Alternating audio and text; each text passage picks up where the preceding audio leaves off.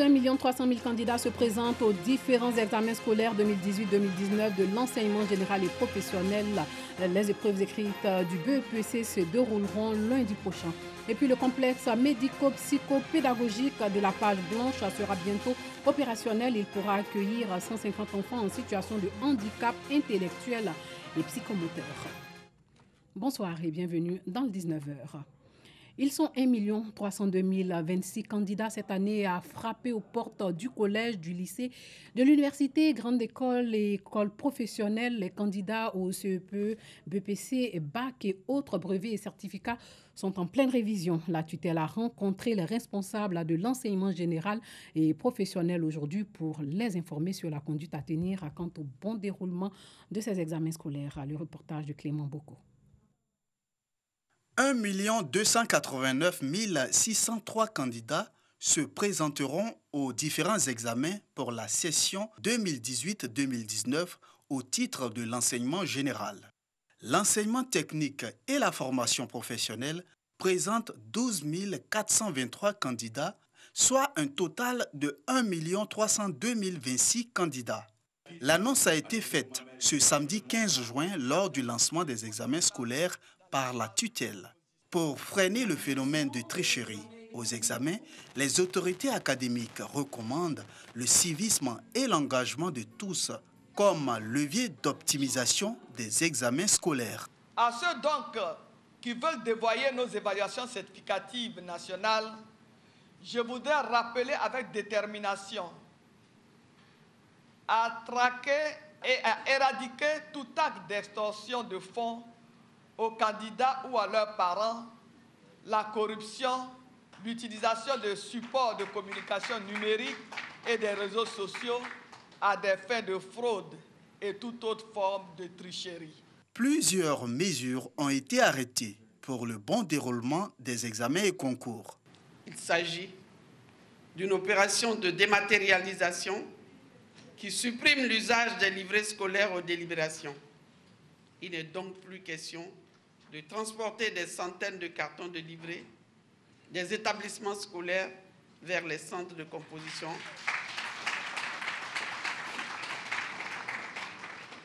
puis de délibération. De plus, l'élimination de ce document met un terme aux irrégularités parfois constatées sur le statut des candidats officiels et libres. Le BEPC a ouvert le bal des examens avec l'oral d'anglais le 11 juin dernier. Les épreuves écrites du BEPC vont se dérouler le lundi 17 juin prochain. Formation et plaidoirie à l'université Félix Houphouët-Boigny de Cocody à l'intention des étudiants en faculté de droit, un cadre d'échange pour faire d'eux des professionnels du droit bien outillés, d'où la tenue de la première édition des Académies du succès. Christiane Kobi, Clément Boko. Des étudiants de la faculté de droit de l'université Félix Houphouët-Boigny de Cocody présents à la première édition des Académies du succès. Le but, permettre à ces étudiants de s'approprier les outils techniques en vue de mieux se vendre sur le marché de l'emploi et maîtriser les différents métiers du droit. Au thème de cette conférence, nous devons retenir qu'il y a plusieurs métiers qui s'offrent aux étudiants juristes. Il y a également plusieurs métiers qui s'offrent à tous les étudiants a priori.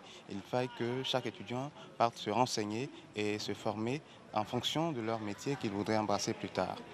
Alors l'objectif, c'est le ministère catholique de transformation et de développement a pour but de sortir le peuple de Dieu de la pauvreté. Donc dans ce sens, elle a décidé de mettre sur place l'Académie du succès pour aider les jeunes étudiants à mieux s'orienter après leur formation universitaire, en leur donnant des outils techniques. Tout à l'heure, on a eu une DRH qui est venue nous parler des techniques de recherche d'emploi et on a eu un panel de juristes aguerris, de magistrats qui ont également donné des conseils, qui ont orienté les jeunes à savoir quels sont les différents secteurs du droit dans lesquels ils peuvent faire valoir leurs compétences, leurs diplômes. Les étudiants qui veulent embrasser le métier d'avocat partagent leur amour pour ce métier après le concours de plaidoirie. La plaidoirie, c'est un exercice pratiquement réservé aux avocats. On a un cas d'espèce que nous devons débattre, analyser, dans le but de démontrer l'innocence. C'est une expérience vraiment enrichissante. Parce que, pratiquement, lorsque les gens participent à un concours, ils veulent forcément gagner. Mais pour ce concours, même quand on ne gagne pas, on ressort avec quelque chose de grandiose. Une connaissance, une maturité. Un avocat, c'est un professionnel libéral qui a décidé de mettre son talent au service du justiciable. Il a décidé de mettre son talent au service du justiciable, mais également aussi au service du respect des textes juridiques de son pays. C'est un métier qui demande beaucoup d'efforts, c'est un métier ingrat, mais c'est toujours un métier revalorisant. Les étudiants de cette faculté de droit participeront au concours national de la tribune des plaideurs prévu à la 2e édition. La prise en charge des enfants de la page blanche se fera de façon beaucoup plus efficiente avec la construction d'un complexe médico-psychopédagogique non loin de Bingéville, ce dont de l'ambassade du Japon redonne de l'espoir aux parents de ces enfants. Le complexe a été inauguré vendredi. Nousangaré, Colette Ilboudo, Clément Boko. Dysharmonie cognitive, trisomie 21 et infirmité motrice cérébrale. Les personnes souffrant de ces maux sont souvent marginalisées en Afrique. Il y a certains préjugés qui persistent toujours. Ce sont des enfants serpents, ce sont des enfants que les parents ont sacrifiés pour avoir de l'argent. Ce genre de préjugés persistent, mais nous tenons à dire à tout le monde que le handicap, il n'est pas contagieux. C'est normal, c'est scientifiquement prouvé et qu'il n'y a aucune raison d'en avoir peur. Effectivement, je pense que souvent c'est par manque d'information. Sinon, j'appelle quand même tous les parents qui ont vraiment ces difficultés-là au sein de leur famille, de venir ici, de faire confiance à la nouvelle page blanche, que quand ils viennent, selon l'handicap de l'enfant, la nouvelle page blanche saura mieux les prendre en charge. Et je pense qu'ils auront satisfaction de cette prise en charge-là. On a déjà eu des enfants qui sont sortis d'ici, qui ont réintégré l'école normale. On en a même eu qui sont allés jusqu'au bac. On a 2 déjà qui sont informaticiens qui travaillent dans des structures. En Côte d'Ivoire, la page blanche est le seul centre spécialisé en matière de prise en charge des enfants et adultes atteints de ces différentes pathologies. Ici, pour qu'on puisse recevoir les enfants, il faut avoir l'avis, le diagnostic du médecin pédopsychiatre. C'est après la consultation avec le médecin pédopsychiatre que nous acceptons les enfants. Parce qu'en ce moment, on dit que les enfants rentrent dans le cadre des prises en charge faites à la page blanche. Pour faire face au manque de structures d'accueil dédiées aux personnes en situation de handicap intellectuel, la page blanche vient d'être dotée d'un complexe médico-psychopédagogique.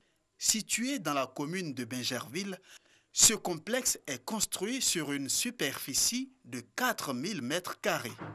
Un don de l'ambassade du Japon pour permettre à la page blanche d'offrir une prestation de qualité à travers une meilleure prise en charge des personnes souffrant de handicap intellectuel.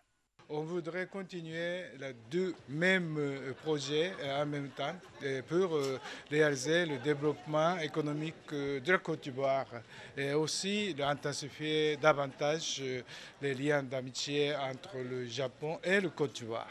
Les responsables n'ont pas manqué d'exprimer leur gratitude aux donateurs pour ce joyau. Le rêve est devenu réalité. Vraiment, moi, quand je viens ici, je me demande, mais est-ce que c'est vrai? Parce que jusqu'à l'année passée, en février 2018, ce terrain était vague. Donc on ne peut que dire merci. Merci à l'ambassade du Japon. Merci à tous les partenaires de l'ARIA Page Blanche. Merci à tous les amis de la Page Blanche. Les responsables de la Page Blanche entendent mobiliser des fonds dans les prochains jours pour la finalisation de ce complexe d'ici à 2020. Il devra comprendre à terme un service de rééducation avec piscine, d'apprentissage professionnel ainsi qu'un foyer pour personnes en situation de handicap intellectuel. Le complexe va accueillir 150 enfants. Au plan sécuritaire, 2 individus ont attaqué ce matin le poste d'observation de la gendarmerie au corridor de Jesco dans la commune de Yopougon. Un gendarme a été blessé. Abou Sanogo nous rapporte les faits. Yopougon Jesco, Plusieurs unités de sécurité et de la gendarmerie nationale déployées sur les lieux. Motif, des individus ont tenté d'agresser des gendarmes. Les faits, des gendarmes sont à leur poste d'observation à la GESCO à l'entrée d'Abidjan. Aux environs de 10h40, deux individus à pied font soudainement irruption. En possession de machettes, ils tailladent un gendarme et tentent de lui prendre son arme. S'ensuit alors une lutte. Ses collègues gendarmes ont automatiquement eu la réponse appropriée en faisant feu. Bilan, les deux individus sont abattus. Palpés, aucune pièce pour les identifier. Quant aux gendarmes blessés, il a été conduit à l'hôpital militaire d'Abidjan. Le calme est revenu et la circulation a repris. En sport, la Côte d'Ivoire s'est inclinée 1-0 face à l'Ouganda aujourd'hui lors du match de préparation à la Coupe d'Afrique des Nations disputée aujourd'hui à Abu Dhabi aux Émirats Arabes Unis. L'Ouganda a inscrit son but à la 34e minute sur un penalty par Farouk Mia après une faute de Serge Aurier. Gênés considérablement par l'impact physique et le pressing haut des Ougandais, les éléphants ont été surpris par une vaillante équipe de l'Ouganda. La nette domination des Queens se confirme à la 35e minute avec l'obtention d'un pénalty provoqué par le capitaine Serge Aurier. Farouk Mia se lance et prend à contre-pied Sylvain Bowo. 1-0 à la pause. Menés au score, les éléphants tentent de refaire leur état, mais ils butent une belle défense ougandaise, conduite par l'expérimenté gardien du Mamelodi Sundowns, Denis Onyango, décisif sur la tête de Wilfried Bony à la 87e minute. L'Ouganda s'impose au final 1-0. Véritable match test pour les éléphants de Côte d'Ivoire qui disputeront leur 3e match amical mercredi prochain contre la Zambie. Et sachez que la CAN 2019 débute vendredi prochain en Égypte.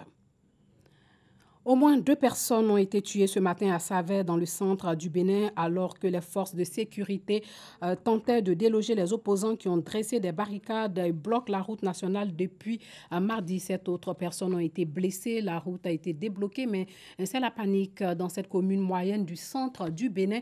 Les rues étaient désertes, le marché vide, boutiques et commerces sont restés fermés. Des ONG de défense des droits humains dénoncent l'escalade de la violence dans ce pays qui a longtemps été considéré comme un modèle de démocratie en Afrique de l'Ouest. L'ex-président du Soudan, Omar El-Béchir, comparaîtra, lui, la semaine prochaine devant un tribunal pour répondre d'accusations de corruption et de possession illégale de devises étrangères. L'ex-président soudanais a été destitué le 11 avril dernier, puis arrêté par l'armée qui exerce le pouvoir depuis.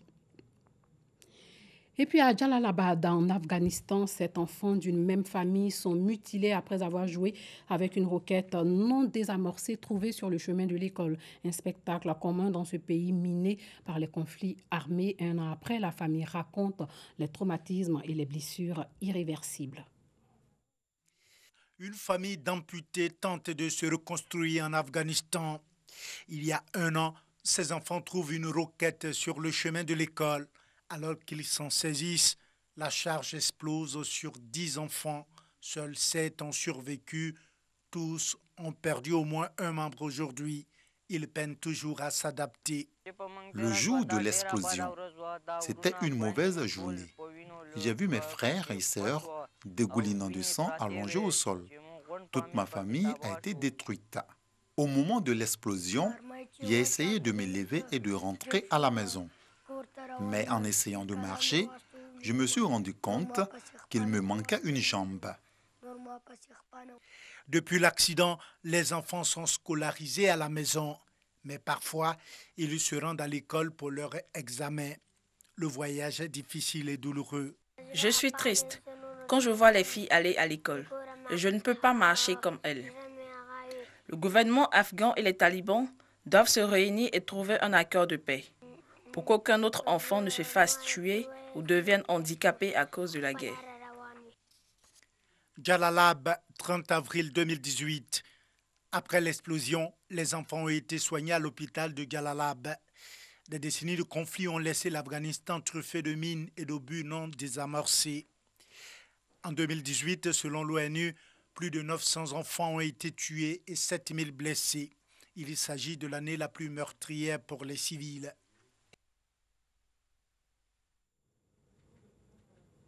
Voilà, c'est tout pour ce soir. Merci de nous avoir suivis. Portez-vous bien.